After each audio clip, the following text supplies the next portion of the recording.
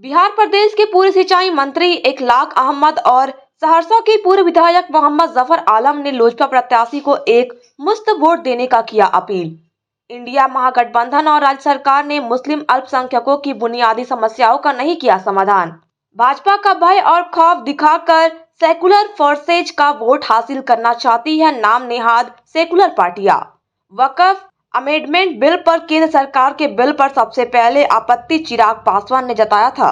बिहार प्रदेश के पूर्व सिंचाई मंत्री इखलाक अहमद और सहरसा विधानसभा के पूर्व विधायक मोहम्मद जफर आलम चतरा विधानसभा के एनडीए समर्थित लोजपा प्रत्याशी जनार्दन पासवान के पक्ष में विधानसभा क्षेत्र का 2 दिनों तक दौरा करने के उपरांत उन्होंने देर शाम मीडिया से रूबरू होकर चुनावी समीक्षा कर बताया कि लोजपा प्रत्याशी जनार्दन पासवान के पक्ष में मुस्लिम अल्पसंख्यकों, दलितों, पिछड़ों का वोट प्यार, स्नेह और समर्थन के रूप में मिल रहा है।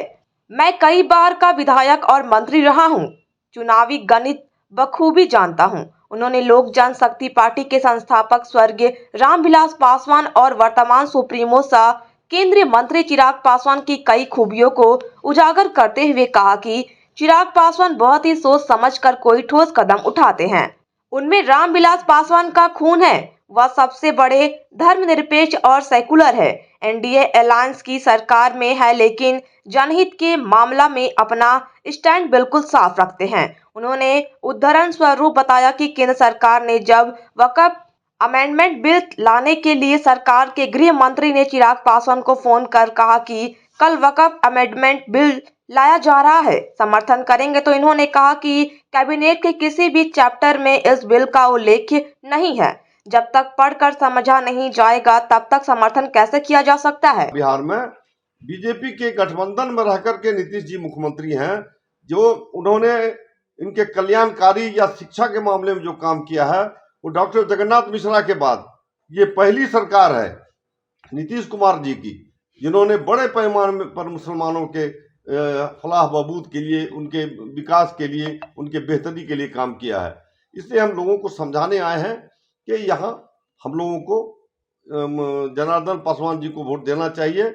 और जनार्दन पासवान जी को भी हम बताना चाहते हैं कि आप जिस रास्ते से जिस सदन में जाइएगा उस रास्ता को भूलने का काम मत कीजिएगा। जिसके वोट से जाइएगा, चाहे जिस जाति का हो, जिस वर्ग का हो, उसके कल्याणकारी काम को कीजिएगा, उसके दुख सुख में खड़े रहिएगा, तो वो भी आपके साथ खड़ा रहेगा। हम यही अपील करने आए हैं।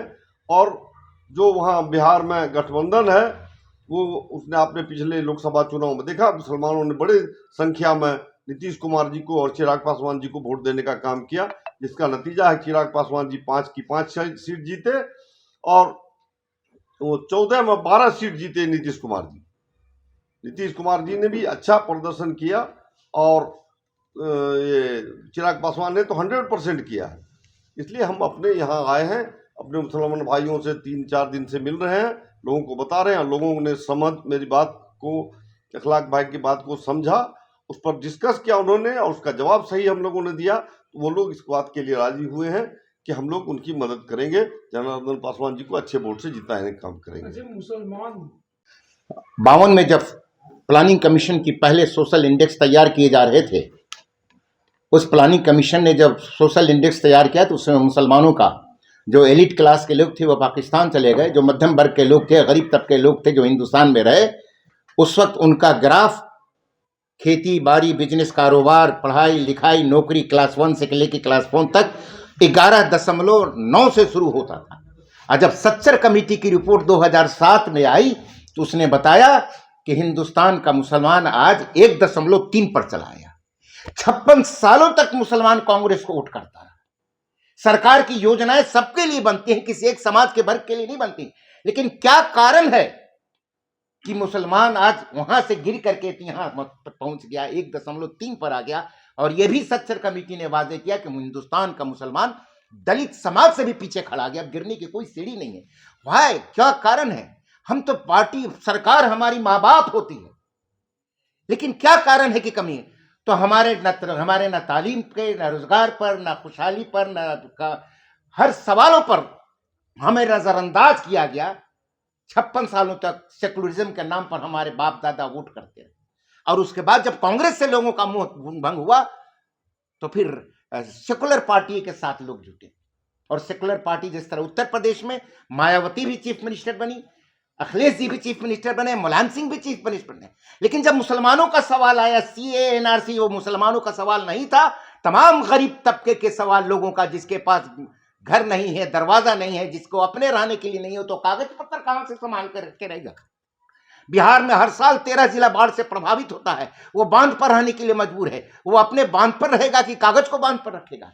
इसलिए पूरी उस एनआरसी और सीए की लड़ाई को एक पार्टी ने उसको हिंदू बना मुसलमान बनाने का काम किया, और मुसलमानों को लगा कि साहब ये हमारे साथ नाइंसाफी है, और मुसलमान उत्तर प्रदेश से बिहार तक उस लड़ाई को शाहीन बाग से शुरू हुआ तो उत्तर प्रदेश के बिहार के हर शहरों में लड़ाई शुरू हुई, और उस लड़ाई में मुसलमानों को लगा कि जिसको हमने अपना खून पसीना दे के मुख्यमंत्री का बनाया था, वो हमारी इस लड़ाई में शामिल होगा। लेकिन कोई घर से बाहर नहीं निकला, ना मायावती निकली, ना अखिलेश निकला, ना वहां से बिहार से तेजस्वी यादव निकले। इसीलिए सीमांचल का वो इलाका जहां मुसलमानों की कसीर आबादी है, अख्तरुल ईमान एमआईएम के लीडर को हर विधानसभा क्षेत्र में लाके खड़ा कर दिया, और जब चुनाव आया, शून्यता नजर आई, तो लोगों को लगा कि एमआईएम हमारा लीडर है, और लोगों ने 6 सीट जिता दिया और 9 सीट पर रनर हो गया। आप निकलोगे नहीं तो कोई न कहीं उस खाली जगह को तो भरेगा।